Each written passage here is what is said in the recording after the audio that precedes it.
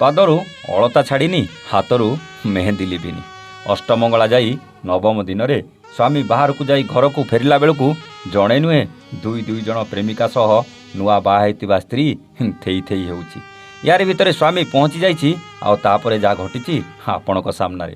ପୁରା ଘଟଣା ଜାଣିବା ପୂର୍ବରୁ କହି ରଖୁଛୁ, ବଣ୍ଟି ବବଲିଙ୍କ ରଙ୍ଗ ନମ୍ବର ପ୍ରେମ କାହାଣୀ 22 ଅକ୍ଟୋବରରୁ ସବୁଦିନ ରାତି 9ଟାରେ ଆରମ୍ଭ ହୋଇସାରିଛି।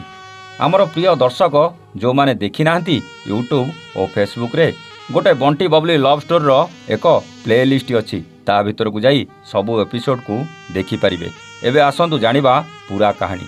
ଦର୍ଶକ ବନ୍ଧୁ, ଆପଣ ଆଗରୁ ଶୁଣିଥିବେ ବାହାଘର ନୁହେଁ ଖେଳ ଘର। ଏହା ଏକ ପବିତ୍ର ସମ୍ପର୍କର ମିଳନ।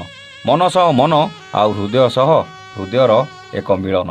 ବାହାବେଦୀରେ 10 ଦିଗପାଳକୁ ସାକ୍ଷୀ ରଖି ଅଗ୍ନି ଦେବତାଙ୍କ ଆଗରେ 7 ଜନ୍ମ ପାଇଁ ସାଥୀ ହେବାକୁ କଥା ଦିଅନ୍ତି। ଆଉ ପତି ପତ୍ନୀ ହେଇ ସୁଖର ସଂସାର କରିବାକୁ ଜୀବନର ନୂଆ ଏକ ଅଧ୍ୟାୟ ଆରମ୍ଭ କରନ୍ତି। ବେଳେବେଳେ କେହି କାହାକୁ ଜାଣିନଥିଲେ ବି ସେହି ହୋମ ନିଆଁକୁ ସାକ୍ଷୀ ରଖି ଏମିତି ଏକ ପବିତ୍ର ବନ୍ଧନରେ ବାନ୍ଧି ହେଇଯାଆନ୍ତି। ଆଉ ସେବେଠୁ ଜଣେ ପତ୍ନୀ ପାଇଁ ପତି ବନିଯାଏ ଇହ କାଳର ଦେବତା। ଆଉ ପତି ନିଜର ପତ୍ନୀର ସବୁ ସୁଖ ଦୁଃଖ ହସ ଲୁହର ସାଥ ଦେଇ 7 ଜନ୍ମ ପାଇଁ ନିଜର କରେ। କିନ୍ତୁ ଆଜିକାଲି ଯୁବକ ଯୁବତୀଙ୍କ ପାଇଁ ଏହି ବାହାଘର ଆଉ ପବିତ୍ର ବନ୍ଧନ ନାହିଁ ଆଜ୍ଞା। ଏହି ବାହାଘର ଗୋଟେ ଖେଳ ଘର ସାଜିଯାଇଛି। ବାହା ହୁଅ, କିଛି ଦିନ ସାଥିରେ ରୁହ, ତାପରେ ଯଦି ପୁରୁଣା ପ୍ରେମିକ କଥା ମନେ ପଡ଼ିଗଲା ତାହେଲେ ତା ସହ ସମ୍ପର୍କ ରଖିବା ଆରମ୍ଭ କରିଦିଅନ୍ତି। କେତେବେଳେ ଏମିତି ବି ହେଇଛି, ପରିବାରର ପ୍ରେସରରେ ହେଉ କି ଲୋଭରେ ହେଉ ଯୁବତୀମାନେ ବାହା ତ ହୋଇଯାଆନ୍ତି, କିନ୍ତୁ ସ୍ୱାମୀ ପଛପଟେ ଅନେକ ଯୁବକ ସହିତ ସମ୍ପର୍କ ରଖନ୍ତି।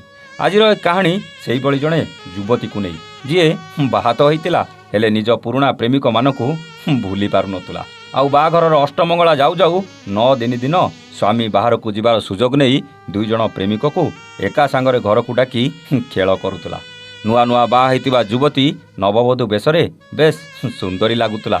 ହାତରେ ମେହେନ୍ଦି, ପାଦରେ ଅଳତା ଆଉ ଗହଣା ପିନ୍ଧି ସ୍ୱାମୀକୁ ଇମ୍ପ୍ରେସ୍ କରିବା ବଦଳରେ ନିଜ ସୁନ୍ଦରତାର ଫାଇଦା ଉଠାଇ 2 ପୁରୁଣା ପ୍ରେମିକକୁ ଡାକି ବେଶ୍ ମଜା କରୁଥିଲା ବେଳେ ଅଚାନକ ଘର ଭିତରକୁ ପଶି ଆସିଥିଲା ସ୍ୱାମୀ। ଆଉ ନୂଆ ନୂଆ ବାହା ହେଇଥିବା ନିଜ ସ୍ତ୍ରୀ ସହ 2 ପ୍ରେମିକ ରୋମାନ୍ସ କଲାବେଳେ ଲୁଚି ଲୁଚି ସବୁ ଦେଖିଦେଇଥିଲା। ନୂଆ ନୂଆ ବାହା ହେଇଥିବା ସ୍ତ୍ରୀର ପ୍ରେମିକମାନଙ୍କ ସହ ଏମିତି ପ୍ରେମ ଦେଖି କେଉଁ ସ୍ୱାମୀ ବା ସହିପାରିବ ଆଜ୍ଞା। ସିଧା ପଡ଼ିଶାକୁ ଡାକିଲା ଆଉ ଉଭୟ ପ୍ରେମିକକୁ ବାନ୍ଧି ପକାଇଲା। ପରେ ପୋଲିସ ଆସିଲା, ଉଭୟଙ୍କୁ ଥାନାକୁ ନେଇଗଲା। ତାପରେ ଯାହା ଘଟିଲା ପରର କଥା ଆଜ୍ଞା। କିନ୍ତୁ ସତ କହିଲେ ଆଜ୍ଞା, ଏଇ ଯୁବତୀ ଯାହା କରୁଥିଲା କେତେ ଖରାପ କଥା କହିଲେ।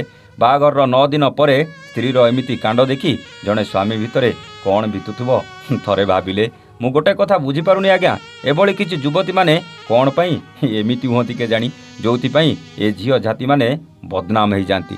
ଆମେ ଏଠି ସବୁ ଝିଅ ଖରାପ ବୋଲି କହୁନୁ ଆଜ୍ଞା, କିନ୍ତୁ ଏମିତି ଝିଅମାନେ ଏ ସମାଜ ପାଇଁ କଳଙ୍କ ନୁହେଁ କି ଆଜ୍ଞା। ଏ ଘଟଣା କେଉଁଠିକାର ଯଦିଓ ଜଣା ନାହିଁ, କିନ୍ତୁ ଏମିତି ଏକ ଘଟଣା ସୋସିଆଲ ମିଡ଼ିଆରେ ବେଶ୍ ଭାଇରାଲ ହେବାର ଲାଗିଛି। ହେଲେ ଆଜିକାଲି এই ଯୁବତୀମାନେ ଏମିତି ହେବାର କାରଣ କ'ଣ?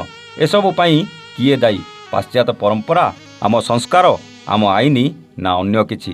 ମୁଁ ତ ଜାଣିପାରୁନି ଆଜ୍ଞା। ଆପଣ ଯଦି ଜାଣିପାରୁଥିବେ କମେଣ୍ଟ କରି ନିଶ୍ଚୟ ଜଣାଇବେ। ଆଉ ଏମିତି ଯୁବତୀମାନଙ୍କୁ କେମିତି ଦଣ୍ଡ ମିଳିବା ଦରକାର ସେ କଥା ବି ଜଣାଇବାକୁ ଜମା ବି ଭୁଲିବେନି।